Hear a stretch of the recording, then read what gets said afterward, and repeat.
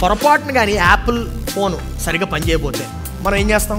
Customer కేర్కి phone చేస్తాం. సాఫ్ట్వేర్లో ప్రాబ్లం అనుకో, అంటే మాకు ఒకసారి వచ్చింది అలాగా. 2-3 గంటలు కాల్లో ఉన్నారు వాళ్ళు. ఆ 2-3 గంటలు కూడా ఏం చేస్తారో తెలుసా? ఈ ఆప్షన్ చూడండి, అది చూడండి, అది చూడండి, ఇది చూడండి, ఇది చూడండి, ఇది చూడండి వాళ్ళు అన్నారు. లాస్ట్కి అన్నారు, ఒకవేళ అవ్వకపోతే మీరు మాకు పంపించండి, డబ్బులు మేమే కడతాం, ఫ్రీగా షిప్ చేయండి, మేము మరలా మీకు కొత్త పీస్ పంపిస్తామన్నారు. అరే ఏంటిది, నేను డబ్బులు పెట్టుకున్నాను, వాడుకుంటున్నాను, పొరపాటున పని చేయలేదు, వాళ్ళు ఏదో ప్రయత్నిస్తున్నారు, ఒకవేళ అవ్వకపోతే వాళ్ళకి పంపించమంటున్నారు. ఆ డబ్బులు కూడా వాళ్ళు ఇస్తారట, షిప్పింగ్ ఛార్జెస్.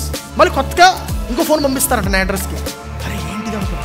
నాకు తర్వాత అర్థమైంది, ఆ ఫోన్ వెనక ఒక లోగో ఉంటుంది. ఏంటది? Apple. Apple is committed to it's brand. ఈ ఫోన్ విఫలం అవటం ఎవరికి ఇష్టం లేదు? యాపిల్కి ఇష్టం లేదు. నీవు కూడా ఒక ఫ్యాక్టరీ నుండి వచ్చావు, ఆ ఫ్యాక్టరీ పేరే యెహోవా ఐఎన్సి. నీవు విఫలం అవడం యెహోవాకి ఇష్టం లేదు. ఆమేన్. అందుకని అంటాడు, ఓడిపోయావా ఏం పర్వాలేదు, మరలా ప్రయత్నించు, ఇంకొక అవకాశం ఇస్తాను, ప్రయత్నించు, ఇంకొకసారి చెయ్యి అంటాడు. హల్లెలూయా.